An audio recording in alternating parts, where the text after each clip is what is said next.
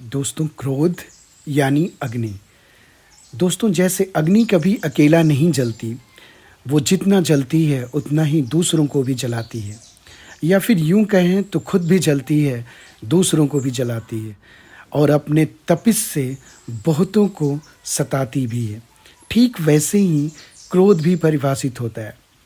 क्रोध में इंसान खुद भी जलता है, दूसरों को भी जलाता है, साथ ही साथ अपनी तपिश से कई औरों को भी सुलगाता है।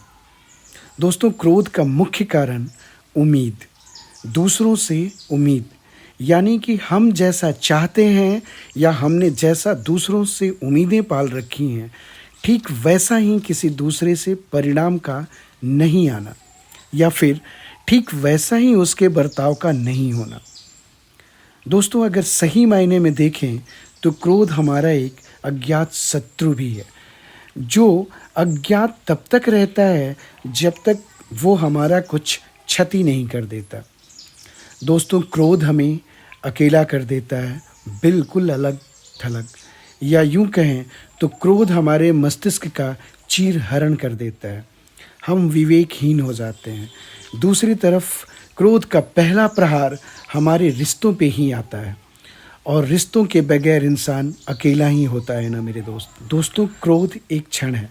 अगर उस क्षण पे हमने नियंत्रण कर लिया और उसके कारण और वजह को पहले समझ लिया, तो यकीन मानिए मेरे दोस्त, वो आपके नियंत्रण में है। और अगर आपने उसे नहीं नियंत्रित किया तो वह आपको अपने नियंत्रण में ले लेता है। क्रोध धधकती ज्वाला है। अगर धुआं उठने के साथ ही उसे शांत जल नहीं दिया गया तो वो फिर धधकता ही चला जाता है। रुकिए, सोचिए, दूसरों की जगह खुद को रखिए, फिर विचार कीजिए, मन परिवर्तित हो जाएगा। क्योंकि जो हो गया उसे तो बदला ही नहीं जा सकता ना, पर आपके शांत मात्र से ही बदलाव सुनिश्चित हो जाता है मेरे दोस्त, बदलाव सुनिश्चित हो जाता है। बन दृढ़ प्रतिज्ञ दे शांत चित्त, हृदय में वास जरा, क्रोध घटा का बस एक झोंका है, वो हट जाएगा, घट जाएगा, बादल बनकर छट जाएगा।